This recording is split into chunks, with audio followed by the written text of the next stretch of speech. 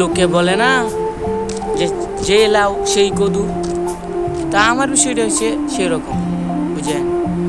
বাংলাদেশে থাকতে তো আমি কাইল্লা আসছিলাম, তেমন সৌদি আরবে আইসি একটু ছায়ার নিচে থাকি আর কি।